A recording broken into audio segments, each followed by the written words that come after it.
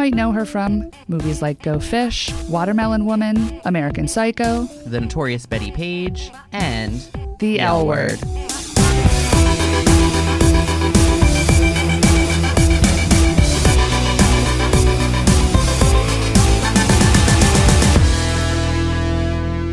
So there was something that I had been meaning to tell you that I did last week that I didn't tell you about. And I figured that I would just save it for this. So on Thursday of last week. Did you go to my chiropractor? I went to a chiropractor because your chiropractor does not take my insurance. I had an appointment scheduled and they made me call to reconfirm that they took my insurance. They do not. So I had to find somebody else day of that would see me because I really desperately needed to make this happen on last Thursday. So I found somebody that was close to my office, took my insurance, have great reviews, gay person. Gay man or gay woman or gay non-binary? Gay man, keeps 2 dogs in office. Feel questionable about that fact. But I went and I was anxious, but I was in a lot of physical pain. I was pre-period. I'll just let you know also that I just started my period 20 minutes ago. Well, whenever we're together, I pull it out of you. Yeah, I was hoping that it would happen for the Oscars and it would be a good omen for Glenn Close. It didn't. It didn't. So anyway, I went to the chiropractor last week for the first time. I was so excited, but also really anxious. And it was just my $40 copay, and I felt like that was pretty reasonable. But I went in. I got like a full body examination. I got some like electrostim on my lower back, which is my painful area. I also got some CBD oil massage and then a massager on top of that. And then probably like 8 cracks on my body. And there was one pop that happened with like a deep crossover that was somewhere between like my lower butt and the top of my hip. I felt a part of myself that I'd never felt in my entire life. You know what I mean? No. You don't know? I felt something inside of me that I had never felt before. It was just like he released something. Yeah. He called it unlocking. Oh my God. I don't know what the terminology is because I actually don't think they're real doctors. It's quackery. And also there was like a lot of talk about like exercises and stuff. And I was like, stop talking about this. I want you to pop my body. Because sometimes. Did you tell him about your loose joints and how Yes, I told him. I said I've been warned not to go to a chiropractor because I have loose joints. I need to build up muscles around my joints, etc. There's a lot. This is like a big conversation that probably requires more time. But I will tell you, I liked it. I'm going to try and go back in a week and a half. But I might try and find somebody else because I might just be, what do you call that? I'm like shopping around. You know what I mean? Shopping around for a chiro. I'm shopping around. So if anybody has somebody that takes my insurance, DM me. I'm not going to give it that information here. I don't need that hassle. Give us your group number. Which one is that? Is it the left corner or I think member and group. So very confusing. But he talked too much. That was my main complaint. And I told him, he said something, I said, oh, a sports injury. And then he said, oh, you play sports? I said, oh, basketball. But that was years ago. And then he said, basketball. I said, yeah, but I only stopped playing when I was like in 8th grade. And then I took up theater. And he was like, theater? Now that I can talk to you about. I thought if you only are interested in sports, I don't even know what I want to say to you. And I was like, what are you doing Mae West while you're cracking my back? It was so much. He was lovely and so kind. But really, it was like going to a massage and having somebody talk to you at full volume. I was like, this is for relaxation for me. And their one pop was really like otherworldly. And I just have been trying to get back to that moment. Yeah, that's worth it. Yeah. I'm going to tell you that I have gone to the chiropractor now maybe 3 or 4 times. And I think maybe 3. 2 of those 3 times I had the same massage therapist. And one time I had a man. So the first time it was this woman. And she was lovely. And she really encouraged me to figure out how I slept and how to rectify some of the things that are... Oh, yeah, they told me to sleep on my fucking back. ...causing me chronic pain. Never going to happen. So that has helped. And then the second time I had a man, and his massage was significantly better. He just was stronger, that's all. But then the third time I had her again, and she always talks, and like one time I could smell like peanut butter crackers on her breath. Like I love peanut butter crackers, but like it was one of those things where I was like, she was like, what are you doing this weekend? No. And I was like, and then I felt like I had to be like, what are you doing? But my face is like in the thing, and so I was like, what are you doing? And then she told me, and I don't care. Yeah. And he didn't. He was like, cool sneakers, and then just gave me a massage, and I was like, oh, like I want to have sex, you know? Yeah. She talks to me with her peanut butter cracker breath, and I was like, I'm so grateful that you taught me to put a pillow between my legs and to hold another one. That has helped my life. Yeah. But also, please stop talking to me and keep your fucking peanut butter cracker mouth shut.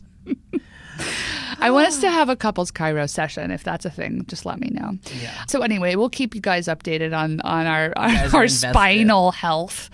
I actually really love it when I get tested for scoliosis. That's like my favorite thing. Do you remember? It was very sexual as a child. You still get Do you tested remember for it? you remember in gym class? This is like showing our age. They just make you bend over and lift up your shirt. Do you remember this? Vaguely. They just feel up your spine, but like Yeah. you're in the middle of the locker room and they just like they don't even put up a sheet, you know? I wasn't wearing a bra at the time.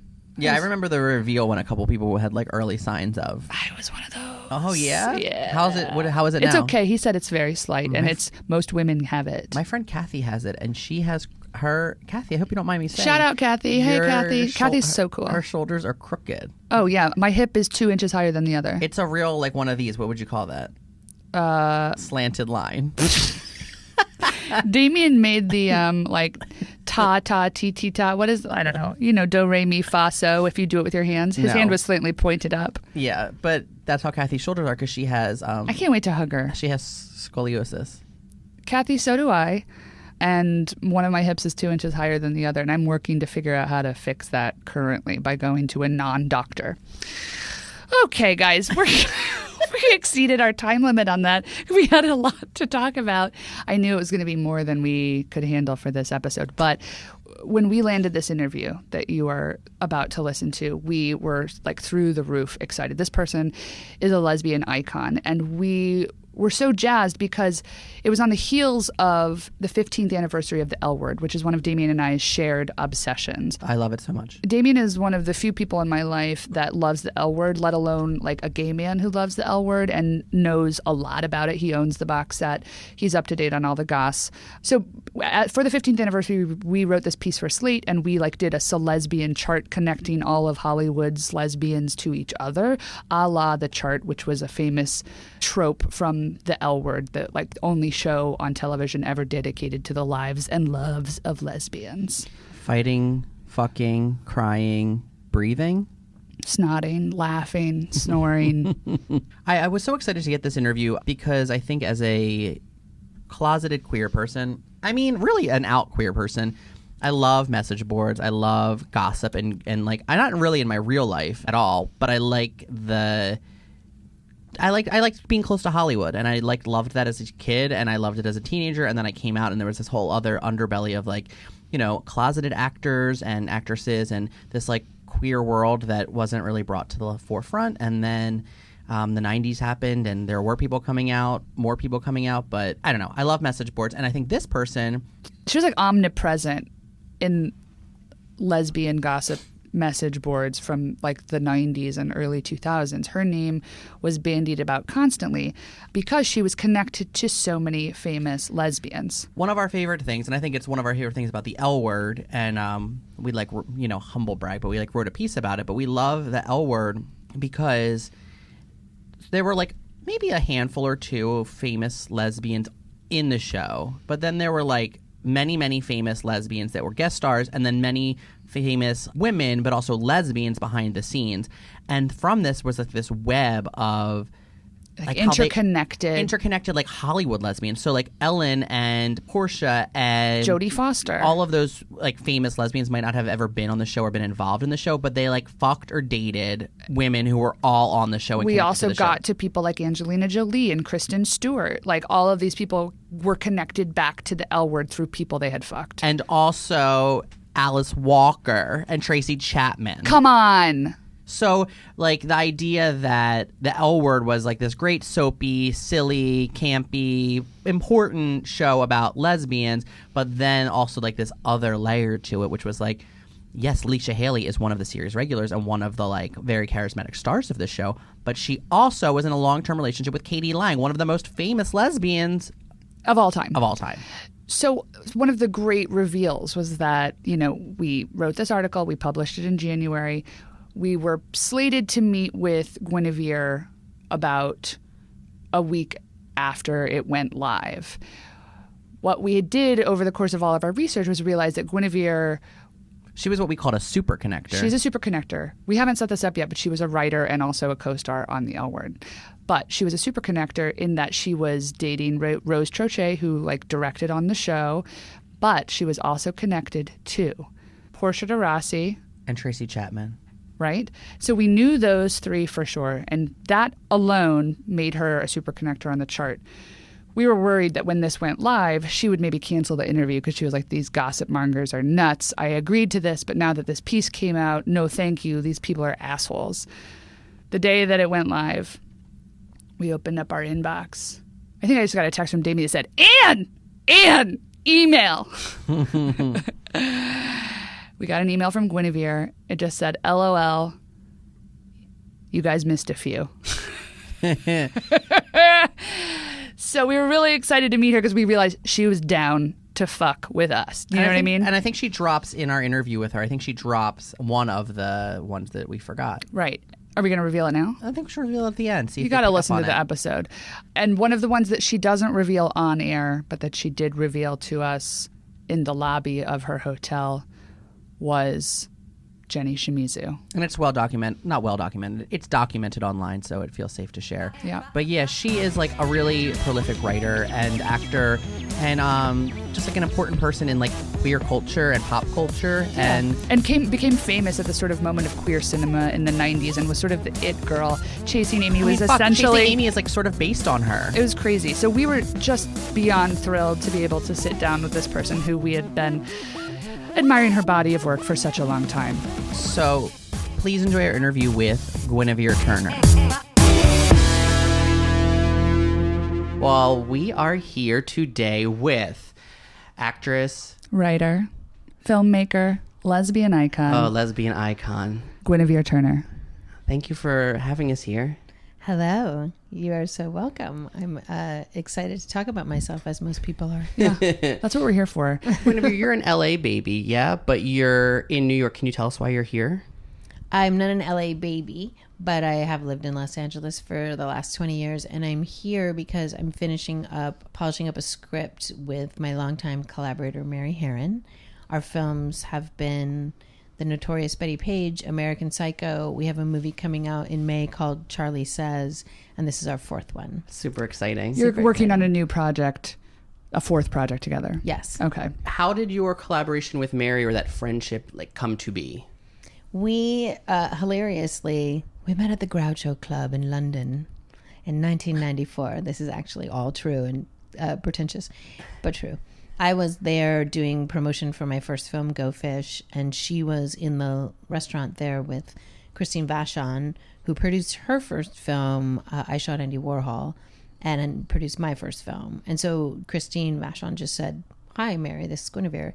And Mary was like, "You look a lot like Bettie Page." And I said, "Who is Bettie Page?" Cut to like 4 years later when she's like, "We should do this book, American Psycho." I'm like, "What's that book? I don't know where I'd be without Mary." I'm always like, what do I pay attention to? I'm like, who's Bettie Page? What's American Psycho? So anyway, we started working on Bettie Page with me to play the lead role in that film, which I did not because it took us 9 years to make that movie, and I just got too old, which I'm not going to lie, I cried a lot about on the day as an actor. But as a filmmaker, I was like, yeah, I'm just too old. Like, I don't, I don't want to ever make a distraction in this movie, the Bettie Page movie, about like, it's just because by the time we made it, I was 37. And for most of the Bettie Page movie, Betty is in her 20s. And I mean, I looked good, but I didn't look that good. Yeah. It's like a Vaseline on the lens situation. Yeah. And also, you don't want to be the person who everyone, even on the set, is saying like, pushing it, and then like forever pushing it age-wise. And so, but that's how Mary and I met. And in the middle of trying to make Bettie Page, she got an offer to do the adaptation of American Psycho and said, "I think we can make a really great movie out of this book." And she's like, "You're going to hate me for making you read this book because I hate horror." We both do. We laugh about it all the time. Somehow we got here. And I was like, all right. And I read the book and I was like, ew, I hate this book so much, but I see what you mean. And so we ended up doing American Psycho. That film holds up in ways, and maybe it has just gotten richer as the years have gone on, because I saw it when it came out and loved it, but I feel like we revisited it a couple of months ago. And I feel like it was such a gift that you and Mary got to do the script and make the movie together, because it was, I think, heads and shoulders better than the book, and not totally different, but a different thing that you were doing with the film than what the book was doing. And that was, what she said to me was, I feel like we can make a feminist movie out of this book that is not overtly or even slightly feminist. But what's hilarious about that is that Bret Ellis, who wrote the book, Bret Easton Ellis, who wrote the book American Psycho, obviously we all just ended up knowing each other. He said that he thought he was writing a feminist book and was sort of shocked by the feminist backlash. And once he said that, I was like, oh, I see where you thought you were going, but you just went too far. Yeah. And because for those of you who have not read the book who are listening, it has like pages and pages of violence that turns into sexual violence that is just egregious and overwhelming. And like the first time I ever met Bret, I was like, dude, what the fuck is your problem? Like, this is so disturbing. And he was like, I thought I was making a point. I mean, I think that it is like Anne said, it is really a gift that you and Mary were the team behind it, because if a man had directed it, or adapted the screenplay, or a combination of both, to me, it has such a sense of humor and it is a feminist movie, but I feel like it also could have been absolutely disgusting. And all the gratuitous shots of Christian Bale's body and his nudity, I thought was just really brilliant. And so clearly as you watch it, it's so, I think, beautifully clear that it was made by women. Yeah. Very clever, brilliant women. Yes, I love that about it. And every time, I just recently hosted a screening of it and was watching it in its entirety for the first time in a while. And every time there are these like completely gratuitous shots of Christian's body, perhaps soaped up, perhaps he's doing crunches for no particular reason. I'm like, it makes me laugh out loud. I'm like, Mary's like, right back at you, bitches. Yeah, his body's gorgeous. Let's all just look at it. Just like male directors do with female bodies all the time. Yeah. You're also in the film and you have a small, really fun role. How did that sort of come to be, like, in the process? Like, did you know you wanted something in it? Did you know you wanted to play her? Well, the character that I play in American Psycho is called Elizabeth, and she's a Sarah Lawrence girl, which I am. And we were just writing it and, going through this like painful process of adapting a really difficult book. But we knew we wanted that scene. It's sort of pivotal in plot-wise. And I said, Mary, I'm not writing another word unless you let me play this part. That Sarah Lawrence girl that I play is not me, but I for sure went to school with her. You're familiar with her work. And I just want to poke at some of the women who, Sarah Lawrence at the time, and maybe still, was one of the most expensive colleges in the country. And I was there on scholarship, and I met rich people in a way that I had never met before. Mm-hmm. And so I learned a lot from being around people who come from a different class than you. And I was like, let me do this. And she was like, okay, you can do it. And then on the day, I was the most nervous I've ever been as an actor. Really? Yes, because, we had already written Bettie Page. We had written American Psycho together. We were very good friends. I saw her go from being like single woman having martinis in New York to meeting her now husband, to being pregnant, to by the time we were doing American Psycho having 2 kids. Like, she's just a person in my life. And all of a sudden we were actor and director. And I was like, oh my God, I cannot fuck this up. Like, I have to be so good right now. And I panicked. I completely froze. I'm like on a couch with Christian Bale. Like, it's a real time, way bigger budget movie than I'd ever worked on as an actor or at any other capacity. And I did the first take and I was like, oh my God, I just sucked so bad. And she came out from behind the monitor, which was offset, came all the way onto the set, sat down next to me on the couch and said the words that you never want to hear as an actor. Are you okay? I was like, oh my God, I suck so bad. And, I'm not a trained actor. I'm not a trained anything. And so I now have the tools that people have, like, go here, like find yourself in this, I didn't at the time. I really, I'd just been in a couple movies. And she said, this is like, when I say this to actors, they just roll their eyes. But she said, just throw it away. Just be yourself. And at the time, that was so soothing to me. I was like, okay, I can do that. And that was also her way of saying, like, I know, like, I've seen you be this kind of person. Like, just do you.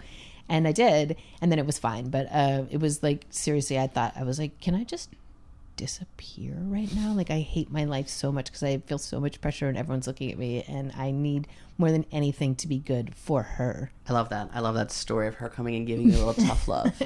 Your relationship with Mary and that her as a collaborator came because of the success of your first film. So if we can rewind to Go Fish, which is iconic. I mean, it was the part of the new queer cinema movement and sort of put you on the map, I think it's fair to say. 100%, yeah. You weren't a trained actor. You were a writer by trade?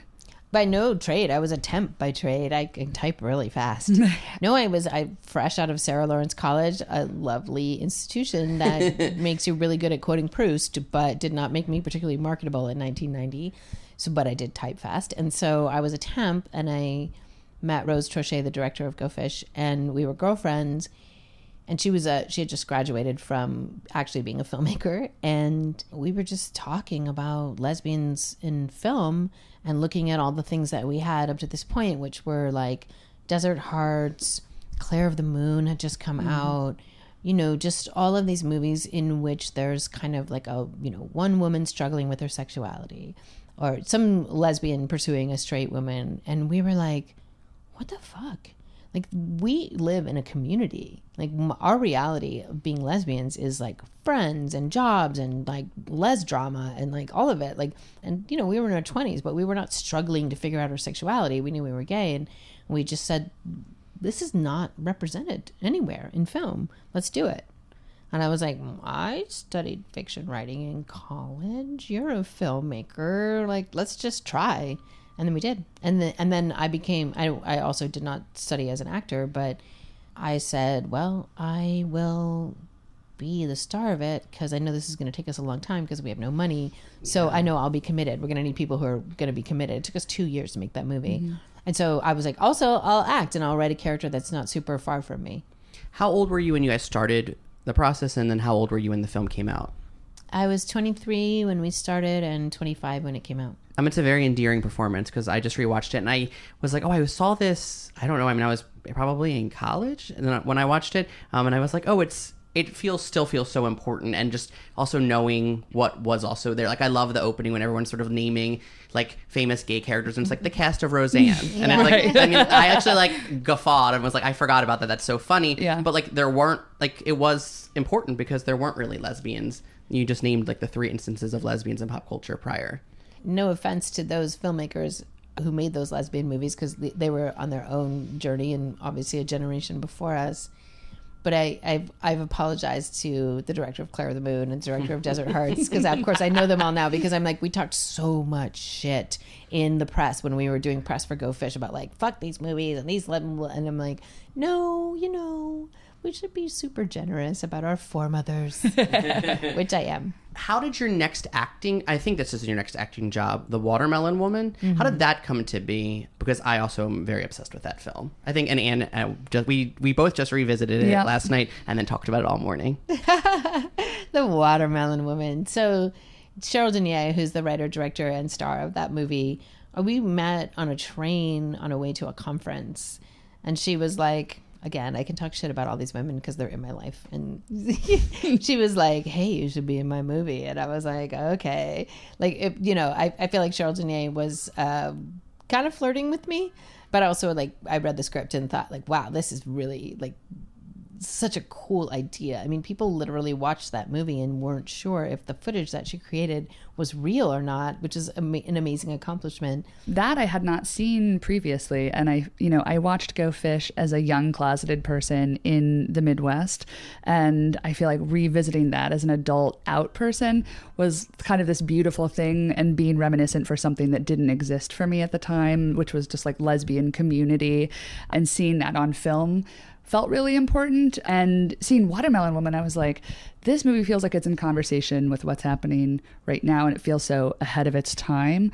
I don't know. I feel like that movie should be revisited by most people. I feel like the work was really good and what she accomplished was insane. Yeah, and especially because it created this whole scandal because it was partially funded by the NEA. Yeah. And it suddenly became this poster child. I forget what sort of deeply conservative senator at the time was like pounding his fist and saying like, the NEA is funding interracial lesbian sex scenes. I'm like, yay, that's me.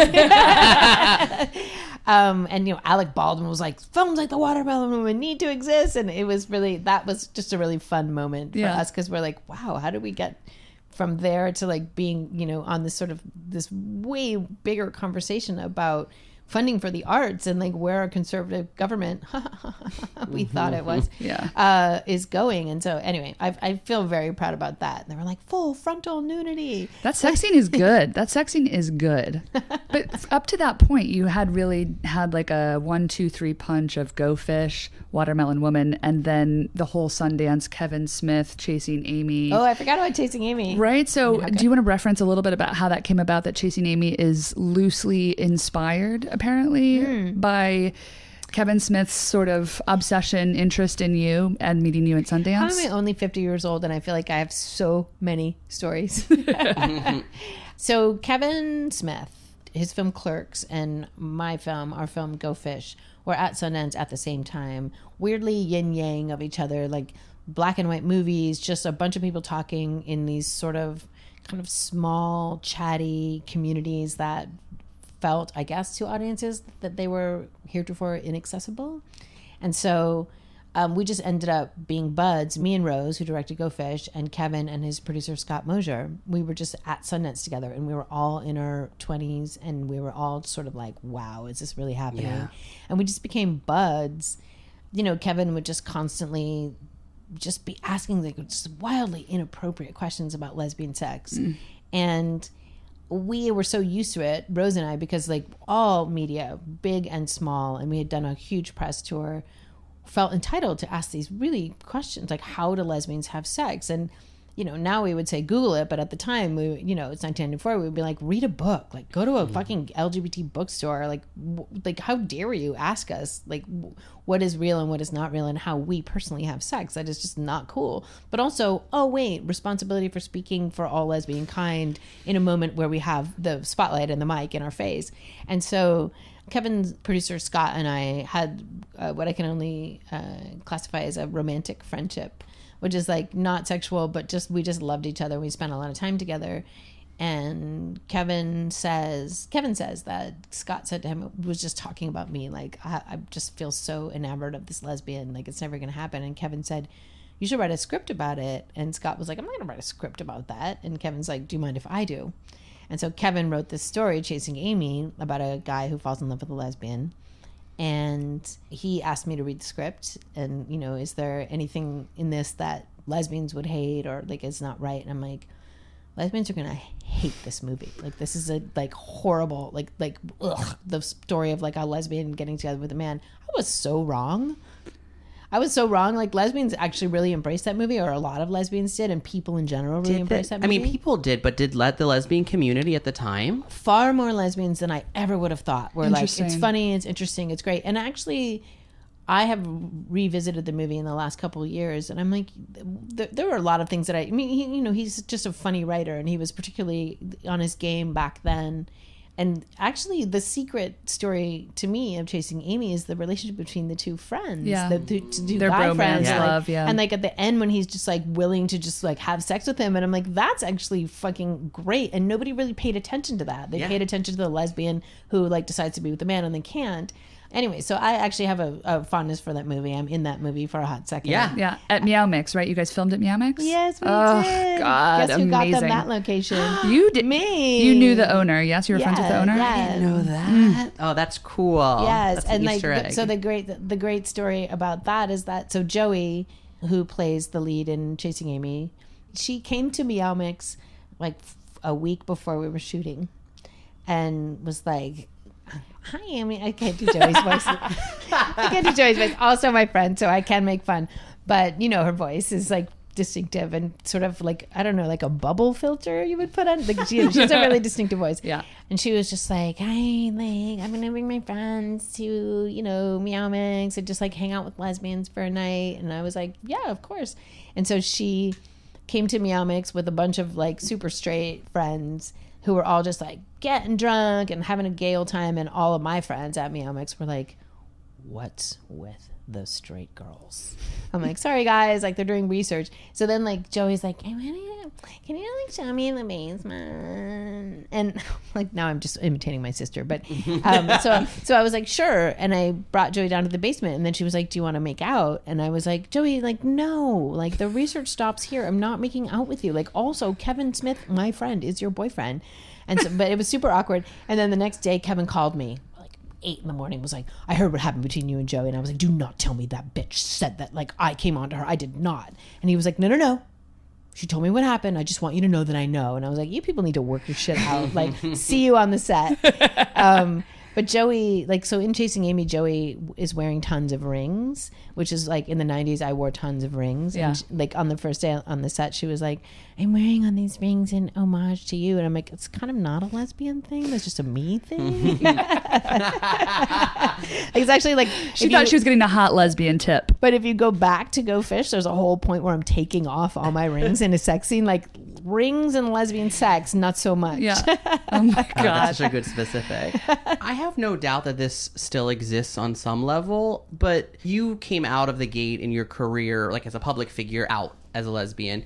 But did you feel like there were a lot of other people in the industry who weren't out yet, that you were like they were like out, or they were dealing with their sexuality or embracing it, but it wasn't like a public thing? The Ellens before the L, like, you know what I mean? But like the A-list actresses that maybe were like rubbing elbows with you at places, but they weren't out. I mean, my elbows were not being rubbed with anyone fancy at that point. You know what I mean? Like, Yeah. I was fancy. Like, you know what I mean? I was like this big fish in my small pond. Yeah. Remind me to tell you about Taxi Cab Confessions. Side note. Do you guys It's know on. about It's that? in our Oh, notes. we got Don't it on worry. the note. Okay. Very, very familiar. Because that's just like, that has to do with that. But before we even did Go Fish, there was Queer Nation. So it comes from ACT UP, AIDS activism is how I met Rose. And then, you know, Queer Nation happened, and this idea of queer visibility was really big. And there was a whole campaign from Queer Nation, I think, of like Jodie Foster, literally wheat pasting images of her and being like, come out, and like, sort of shaming her for not being out. And I, even back then, I would say, hey, you crazy ass dykes. Oh, did you ever have anyone attempt to assassinate the president in your name? And do you think that might make you feel a little private about your life in general? I'm like, I'm gonna give Jodie Foster a pass. Like, That's a she good can, point. She can be whoever she wants. Like, like you don't know people's experience. Like, I don't want. I feel like this like forceful thing of asking people to be out of the closet right now. Like, it's not a well-rounded approach to wanting people to be present and to be out. People often said to me like, oh, you're such a hero, like you were out from the minute that you were, you know, in the public eye. And I'm like, nobody told me. I'm happy that I didn't have the choice, because I didn't have the sort of wherewithal, the knowledge, the context for what it meant for me to do that. And so I always have to be super honest about that. If someone had told me, you have a potential to have a career as an actress and a writer, and probably being like an out lesbian is not like going to be the best thing for your career-wise, thankfully I never had to make that choice, but I am never sanctimonious about whether what I would have been given or what choices I would have made. I love that you said that, because it did make me think like you've had such a varied writing career, but like a lot of your acting roles, like you are playing gay, and I wondered if that's ever, as an actress, frustrating, because you are a writer but you're also an actress, and like if it's frustrating to always be playing a lesbian often. It's not frustrating because I'm not a trained actress, and so it's not difficult for me. Like I know how to play a lesbian. My joke is always I'm either the lesbian, the bitch, or the slut, or all three. Yeah. Yeah, it's not a big reach. No, I feel 100% grateful that I am a writer, because that is really how I sustain myself and how I grow. And if I was an actress and that was the only thing that I really, really, really wanted to do, I would be a waitress. I'm so lucky that I get to do that when I want to do that. Do I want to be the DA in the courtroom going, ladies and gentlemen of the jury, in a really amazing suit? 100% I do. But I'm really happy that I don't have to borrow money from my parents. Don't have any money. I don't have to borrow money because Right. I make a living the other way. Yeah.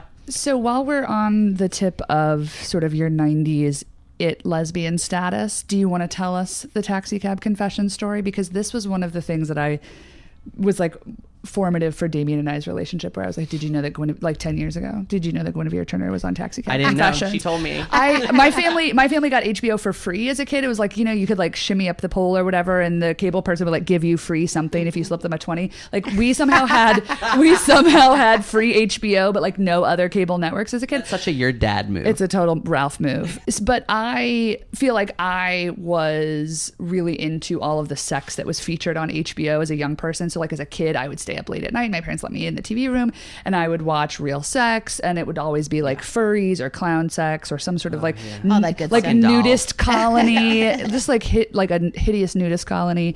But like that, so educational. Yeah, it like was really cool and sex like, positive all in a way. props HBO, you know what I mean? completely. I feel like it was where I got my sex education as a young person, and I also discovered Taxi Cab Confessions at that time. And it was, early reality TV essentially, where they put lipstick cameras in mostly New York City. I think they moved to Vegas at some point, but I was most interested in New York because it was where I wanted to be.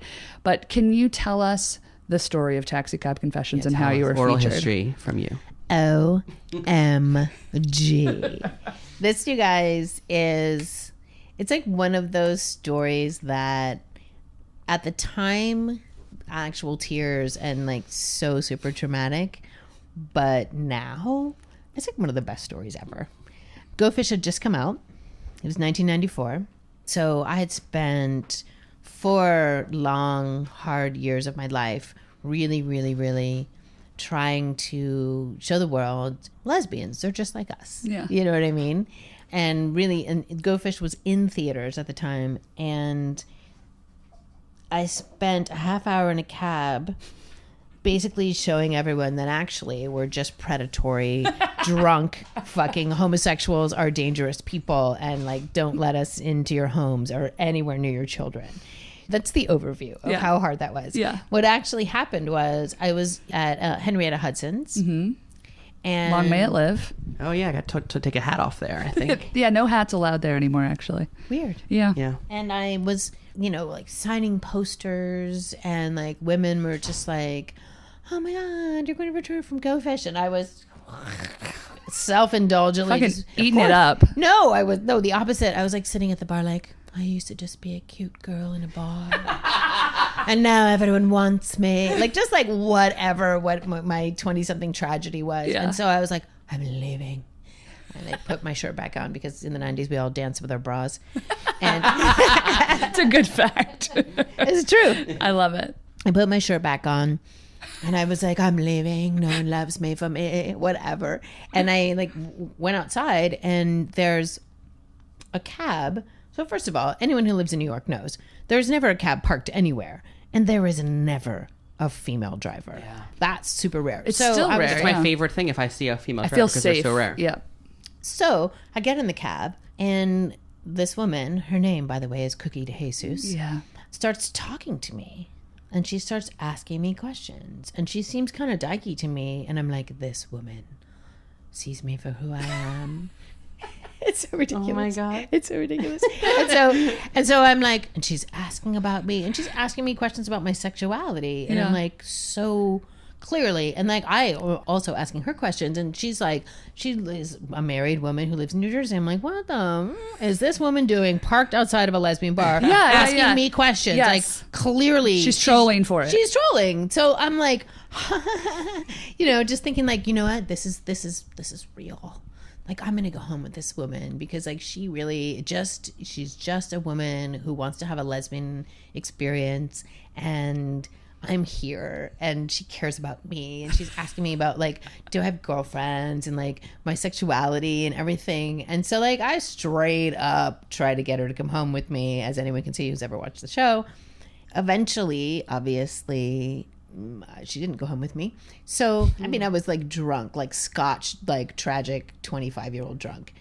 And so I woke up in the morning and I went out to breakfast with my friends, and I was like, oh my God, you guys. And like I tried to get this cab driver to come home with me last night. I'm so glad that she said no. Like, it would have been so messy. Like, what was I thinking? Like, oh, yay, whatever. 6 months later, I'm hanging out in a different bar, and a bunch of my friends walk in looking like someone died. And I'm like, what? You guys, and they're like, you remember that story you told us last summer about, that cab driver? And I'm like, like, is she here? Is her girlfriend here? Like, what's up? Like, what? And they were like, no, it's on TV. They didn't make you sign a release for that? What? There's more. So... Oh my God. I know. So I was like, what? Like literally like crumpled into a ball on the floor. Like, oh my. And they're like, yeah, and it's HBO. So it's going to be on TV like 6 more times. And I was like, oh my God, what? That's a very, very unsettling feeling, by the way. If like, just imagine yourself now, like the messiest you've been trying to get someone to come home with you, especially if they said no. And now imagine it on TV.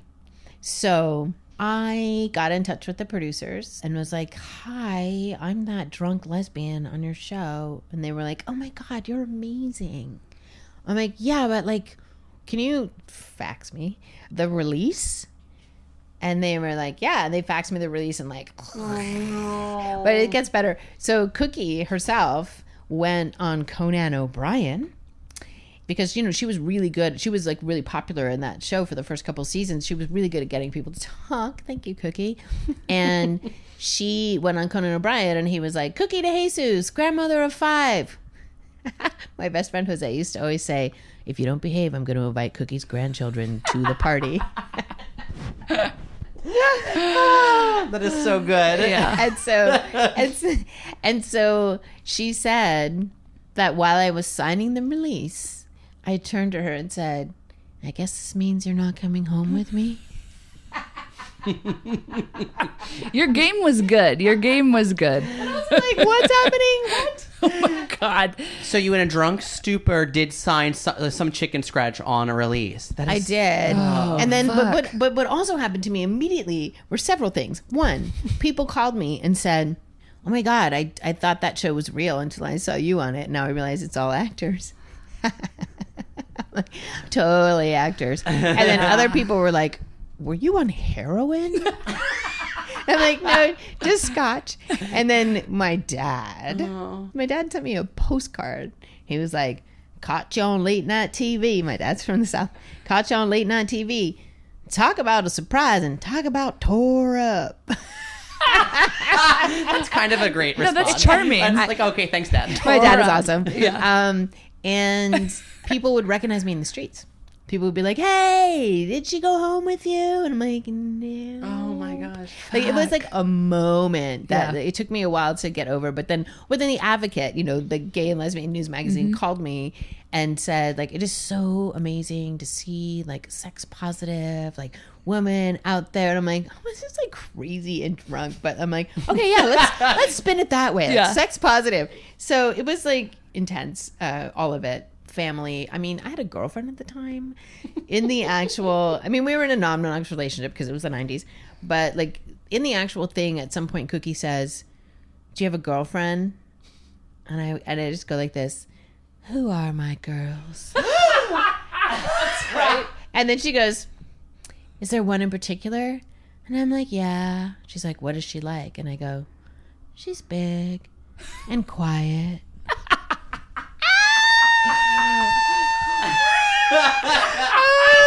What? How did that go over? Well, Candace, beloved, we're lesbians, so we're still friends, very good friends. She said, oh my God, I heard about that. That's outrageous. I'm never going to watch that just out of respect. And I was like, sweet. Okay, so we're coming out of this 90s moment that you're having. Tell us how the L word comes into your life. I think it's maybe by proxy to Rose also, like that she sort of encourages you to submit. Well, what happened with the L word was, and by the way, at the time when I auditioned for it, it was called Earthlings. That was the working title. Right. Earthlings, yeah. Earthlings. I auditioned for it outside of Rose. And were you living in LA at the time? Yeah. Okay. I was living in LA. I auditioned for Tina. And then I was like, I feel like I'm more Bet. And so I went back and auditioned for Bet. Obviously did not get the part. And then I was just mad about that. And then Rose Trochet, who was the exec producer and who directed the pilot, said, you should really come in as a writer. And I was like, you know what? Fuck everything. And like, fuck lesbians. And like, not fuck lesbians, but like, I'm more than just a lesbian writer. I don't need to work on this show. Like, whatever. Just being humiliated. It's humiliating to be an actor and to be rejected. Sure. And Rose was like, to her credit, love her, family forever. She said, listen to me, GT. There's going to be a lesbian show on TV. This is a first. This is forever. This is an opportunity. Do you want to be a part of making sure that's good, or don't you? And I'm like, you're right. Okay, I'm going. So my whole life sounds like other people told me what to do. It's really not true, but but I do. The point of the story is that I do listen to my collaborators. Yeah. I trust them. And so I went in to meet with Eileen Chaikin, who's the creator of the show, as a writer, and got a job. It's super exciting to be in a TV writer room. I'd never been in a room like that before, but also together, Eileen and I made up the title. The L Word. Mm-hmm. From the Earthlings. Yeah, even she knew that sounded like a sci-fi show. Yeah. And so, we all just, like down to the wire when we were about to start shooting, we were all just like, it was like, was it going to be called like the Girl Scouts Guide to Girls? Like there was so many terrible things, and we all knew they were terrible. Yeah. But here's how the title of the L Word came about. We're like sitting there. Writers from full of people. It was kind of me and Eileen just like in it, like, this is like, there's an urgency here. And I was like, there's something here. So do you remember how back in the day when Katie Lang used to do her show, when she was like out but not out, she would do this thing where she would say, ladies and gentlemen, I have something to tell you. I'm a and then she would go, Lawrence Welk fan. And then she would go into a Lawrence Welk number. And I was like, there's something there. I'm like, L, la, la, la. I was like, oh, L word, like love. Like the way straight people say, like, has he said the L word yet? Yeah. And I was like, L word. And Eileen was like, L word. So yeah, that's how the title of that show came about. That's cool. Oh, that's great. You're part of history. So you were a writer on the first 2 seasons, is that correct? Correct. And story editor as well, meaning you were working on all of the scripts for the show? Yeah, when you're a story editor, which I got promoted to pretty quickly, which I was super proud of. Mm-hmm. That means a lot of rewriting. There's one episode in season 1 that I rewrote from page 1 in 24 hours that I'm so proud of, that my name is not on. And that's the heartbreak of TV. That's a whole other thing. But also I just, I grew up, I learned a lot. Especially if you're a writer, you have to just erase your identity as an actor, because people don't take actors seriously. People take writers seriously. Mm-hmm. People don't take either of those things seriously, but you can't be both. And then Eileen Chaikin, the creator of the show, just said like, hey, I was just wondering, would you be interested in playing Gabby DeVoe? And I'm like, yeah, well, that sounds great. Keep it cash. Keep like, it cash. Hell yes, I want to be on TV. Did you know any of the other actors on the show just from like being, I don't know, an actor and being a famous lesbian? No, although I did know Leisha because Katie Lang dumped me for her. Cool. This is real life chart business. That's cool. So, okay, the chart. Thank you, Anne.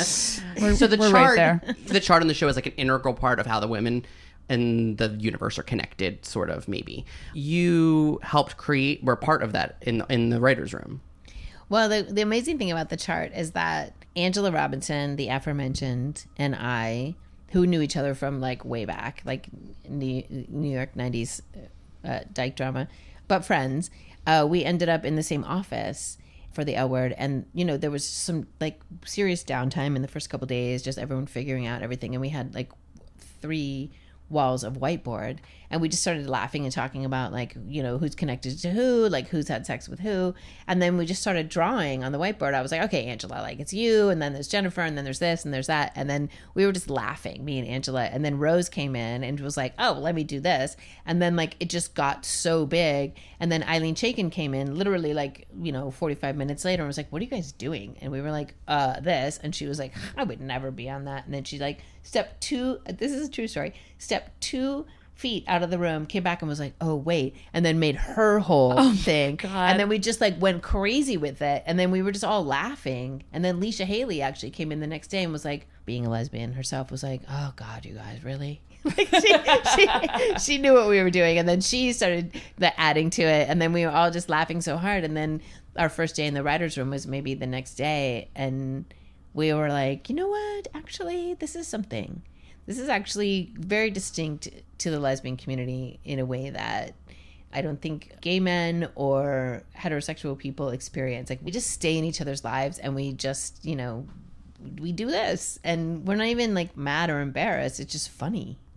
And it's something that I've been doing forever in my life, in my communities. I love it.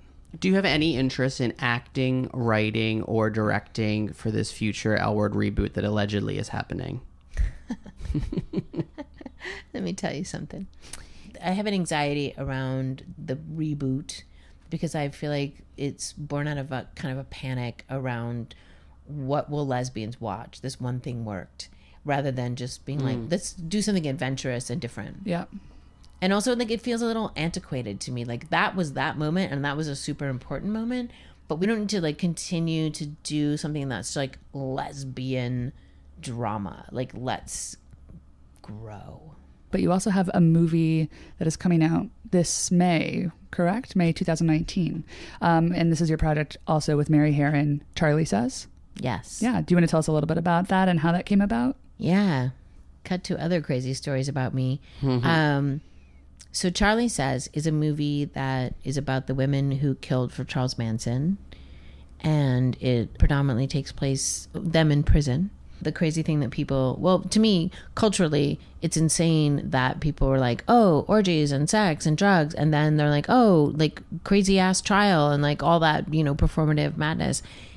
And then nobody asked what happened to them next. I'm like, they were still alive. And also they were 19 and 22. And what did happen to them was they were sentenced to death. A special security unit was built just for them, like a death row. And they waited, and they all just said like, oh my God, Charlie is death and death is life and la la la. And we don't care that we're dying.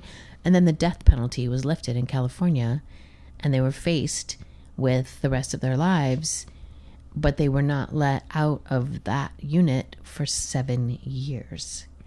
And so there was a young prison activist, 32 years old, history of consciousness grad student who was tasked to teach them. And she wrote a book, and that book is about the warden of the prison, who was a woman, also in 1972, a huge deal, said, can you give these women a feminist consciousness? And she did. And she wrote a book. Her name was Carleen Faith. And she wrote a book which tracks each of them and how they sort of came out of their brainwashing and sort of really realizing that they killed strangers for no reason. And that's what my movie's about. Sign me up. Well, Guinevere, thank you so much for joining us and allowing us into your hotel room and allowing us full access. That's really lovely. Yeah, we're really excited to see Charlie Says and follow whatever this new project is, the new lesbian project that we're really excited to see.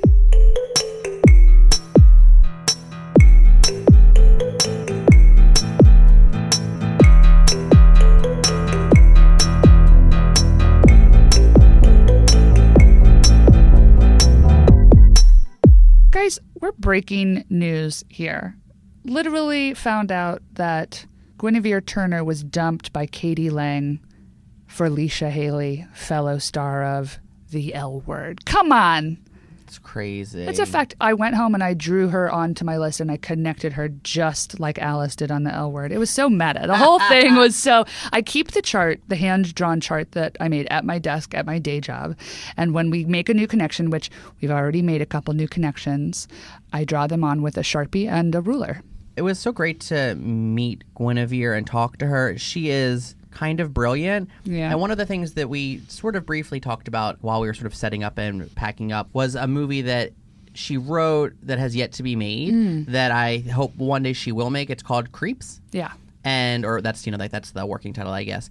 But it is about two best friends, and I believe it's based on her and her late best friend. But it is about like a lesbian and a gay man, and Anne and I were like, as we were doing research, we discovered it, and we were like, we need to talk about this. And then the movie hasn't been made yet, but we are really optimistic that it will happen because it was cool that she she was sort of into our dynamic, or Yeah. at least like curious about like, how did you two become friends? Because like that's not a common thing. And we both were like, yeah. And then I don't know. I don't really have a lot to say about it other than like I'm into that being explored on screen. Yeah, I think she's a brilliant writer, and I'm excited to see Charlie Says as well, because this is the first film that she's doing with Mary Harron where she wrote the script just by herself. So I'm excited to see what that looks like. I just feel like, Tarantino also has his like Manson movie coming out this year, which is like going to be much more sensational, I think. And I feel like I'm really excited to see what Mary and Guinevere put together for Charlie Says. So I can't say enough about like having a Celesbian on our show. Like one of our favorite Celesbians was just a huge coup. So if you guys have other Celesbians, other brilliant women that you'd like to have featured on the show, please just keep shouting them out. Please tag your lesbian friends in this Guinevere post. Please like tag lesbian friends of friends of friends and let them know that like this was important work that we were doing. Absolutely. Yeah, so shout out your lesbian wish list. We're here for it. And if you like what you heard, don't forget to rate, review, and subscribe on the Apple Podcast app. We really, really want to hear what you're thinking. So send those comments our way. And you can follow us on social media at Damian Bellino and at Rodeman. That's RODEMANNE.